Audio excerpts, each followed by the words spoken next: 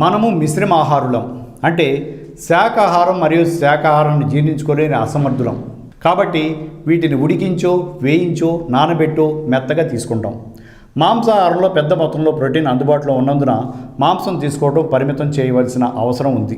మీరు మాంసాహారుల రుచిని చూసిన తర్వాత దాన్ని అధిగమించడం కష్టం. మరియు మీరు రెడీమేడ్ రూపంలో లభించే చాలా అందమైన మరియు రుచికరమైన వంటలను తినకుండా ఉండలేరు.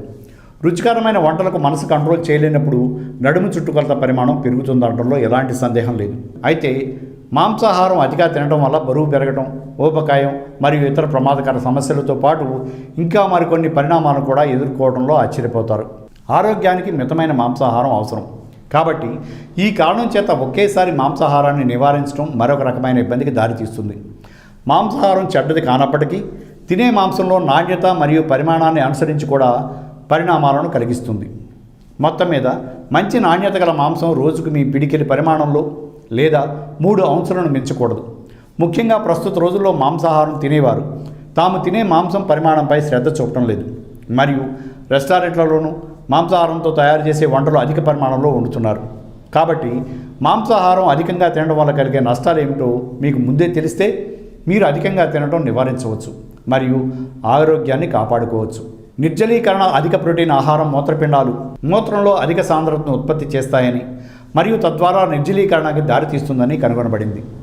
రోజువారీ ఆరోగ్యం ప్రకారంగా ఇది మీ శక్తి స్థాయి నుండి మీ చర్మం వరకు ఆహారం తీసుకోవడం వరకు మీ కోరిక పెరుగుతుంది మరియు కండరాల తిమ్మిరి వరకు ప్రతిదీ ప్రభావితం చేస్తుంది. శరీర వాసన, చెమట వాసన వస్తుంటే అందుకు పెర్ఫ్యూమ్ చల్లుకోవడమే మనం అనుసరించగల సులభమైన ఉపాయం. కెమికల్ సెన్సెస్ ప్రకారం మాంసాహారం తిన్న వారిలో శరీర వాసన పెరుగుతుంది.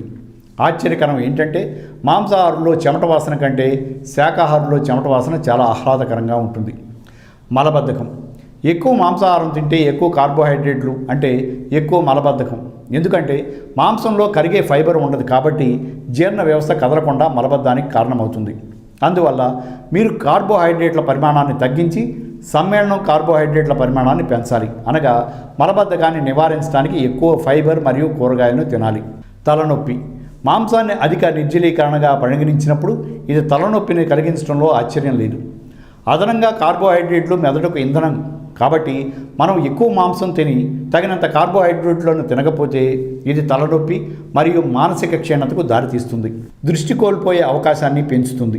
ఎర్ర మాంసాన్ని ఎక్కువగా తీసుకోవడం కణాల పునరుత్పత్తి రేటు తగ్గుతుంది. అంటే వృద్ధాప్య లక్షణాలు. ఇది కంటి కణాలకు వర్తించే కంటి అస్పష్టతను కూడా తగ్గిస్తూ పోతుంది. కంటి చూపుకు ఎర్రటి మాంసంకు ఏదో తెలియని సంబంధం ఉందని ప్రశ్నకు ఈ విధంగా చెప్తారు.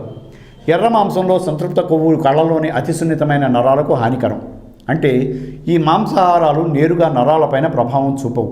ప్రత్యామ్నాయంగా మాంసాహారంలో ఉండే కొన్ని రసాయనాలు, ప్రత్యేకంగా నైట్రోసమైన్స్ అనేవి కన్నులకు హాని కలిగించడంలో ప్రముఖ పాత్ర పోషిస్తుంది. క్షీణిస్తున్న ఎముకలు. ఆహారంలో ప్రోటీన్ పెద్ద మొత్తంలో పెరిగే కొద్దీ దీనికి సంబంధించిన జీవరసాయన ప్రక్రియ పూర్తయినందున మూత్ర పరిమాణంలో ప్రోటీన్ మొత్తం సహజంగా పెరుగుతుంది. అయితే తక్కువ సమయంలో ఎక్కువ మూత్రం శరీరంలో నుండి బయటికి వెళ్ళే సమయంలో ఆహారంలో కాల్షియం తీసుకునే ముందే ఎక్కువ మూత్రం శరీరం నుండి బయటికి వెళుతుంది. దాని ప్రకారం మనం తగినంత కాల్షియం అధికంగా ఉన్న ఆహారాన్ని తీసుకోము. కాల్షియం లోపం ఫలితంగా ఎముకలు బలాన్ని కోల్పోతాయి మరియు మరింత శిథిలమవుతాయి. అలసిపోవటం. మీరు సుదీర్ఘ విశ్రాంతి తీసుకున్న తర్వాత కూడా అలసిపోతే అది మీ నిద్రకు లేదా కార్యాచరణకు కారణం కాకపోవచ్చు. మీ ఆహారాన్ని కొంచెం పరిశీలించండి అని గ్యాబ్రెట్ వెల్లడించాడు.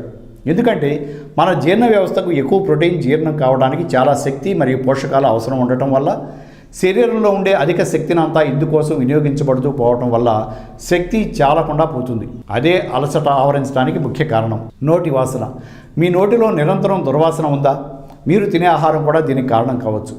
కార్బోహైడ్రేట్లు లేని ప్రోటీన్ మరియు కొవ్వు పదార్థాలను ఎక్కువగా తీసుకోవడం వల్ల శరీరంలో కీటోన్స్ ఉత్పత్తికి కారణమవుతుంది. కీటోన్స్ శ్వాస ద్వారా విడుదలవుతాయి మరియు అది అసిటోన్ వంటి వాసనలాగా ఉంటుంది. జీర్ణక్రియతో సమస్యలు. మన గౌట్లోని ఆరోగ్యకరమైన బ్యాక్టీరియా మన ఆరోగ్యం పైన తీవ్ర ప్రభావాన్ని చూపుతుంది మరియు మన మంచి బ్యాక్టీరియా చెడును అధిగమిస్తుందని నిర్ధారించడానికి మనం తినేది చాలా ముఖ్యం. అవి వృద్ధి చెందడానికి సంక్లిష్ట కార్బోహైడ్రేట్లు అవసరం. ముఖ్యంగా పండ్లు, కూరగాయలు మరియు ధాన్యాల నుండి ఇన్సులేట్ చేయబడిన ఫైబర్. ఈ పదార్థం సాధారణంగా అధిక ప్రోటీన్ ఆహారంలో తక్కువగా ఉంటుంది. మరియు ఇది పేగు బ్యాక్టీరియాల్లో కేవలమైన వైవిధ్యానికి సంబంధించిన అనేక ఆరోగ్య సమస్యలకు దారితీస్తుంది. బరువు పెరగటం. అధిక ప్రోటీన్ కలిగిన ఆహారం బరువు తగ్గటం లాగా ఉంటుంది, కానీ ఈ రకమైన తగ్గింపు స్వల్పకాలికంగా ఉండవచ్చు.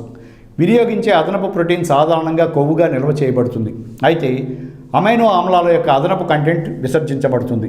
ఇది కాలక్రమేణా బరువు పెరగడానికి దారితీస్తుంది. ప్రత్యేకించి మీ ప్రోటీన్ తీసుకోవడం పెంచడానికి ప్రయత్నిస్తున్నప్పుడు మీరు ఎక్కువ క్యాలరీలు తింటే 2016 అధ్యయనంలో బరువు పెరగడం ప్రోటీన్కి బదులుగా కార్బోహైడ్రేట్లు ఆహారంలో ముడిపడి ఉందని కనుగొన్నారు. శ్వాసలో దుర్వాసన. పెద్ద మొత్తంలో ప్రోటీన్కు తగిన ఆహారాన్ని తినడం వల్ల దుర్వాసన వస్తుంది. ప్రత్యేకించి మీరు మీ కార్బోహైడ్రేట్ తీసుకోవడం పరిమితం చేస్తే ఒక సర్వే ప్రకారం అధిక ప్రోటీన్ తీసుకునే వాళ్ళు 40% మంది చెడు శ్వాసను కలిగి ఉన్నారని నివేదిస్తున్నారు.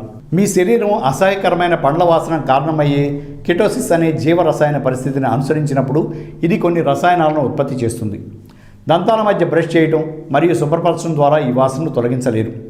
దీనిని నివారించడానికి మీరు మీ నీటిని తీసుకోవడం రెట్టింపు చేయవచ్చు, పళ్ళు తోముకోవచ్చు మరియు ఈ ప్రభావాలను కొన్నింటిలో ఎదుర్కోవడానికి గమ్ నమలవచ్చు. క్యాన్సర్ ప్రమాదం పెరుగుతుంది. అధిక మొత్తంలో ప్రోటీన్ కలిగిన ఆహారాలు, ముఖ్యంగా ఎర్ర మాంసం ఆధారిత ప్రోటీన్ అధికంగా తీసుకోవడం వల్ల క్యాన్సర్తో సహా వివిధ ఆరోగ్య సమస్యలకు దారితీసే ప్రమాదం ఉంది. ఎరుపు మరియు లేదా ప్రాసెస్ చేసిన మాంసాన్ని ఎక్కువగా తినడం వల్ల పెద్ద ప్రేగు, మల మరియు రొమ్ము, ప్రోస్టేట్ క్యాన్సర్తో సంబంధం కలిగి ఉంటుంది. కానీ హాస్యాస్పదంగా మాంసం కాకుండా ఇతర వనరుల నుండి ప్రోటీన్ తీసుకోవడం క్యాన్సర్ ప్రమాదాన్ని తగ్గిస్తుందని కనుగొనబడింది. మాంసంలోని ప్రోటీన్తో పాటు క్యాన్సర్కి కారణమయ్యే క్యాన్సర్ కారకాలు, కొవ్వులు మరియు ఇతర అంశాలు శాస్త్రవేత్తలు అనుమానిస్తున్నారు. Thanks for watching eagle Andhra. Like and subscribe Eagle Health and Beauty.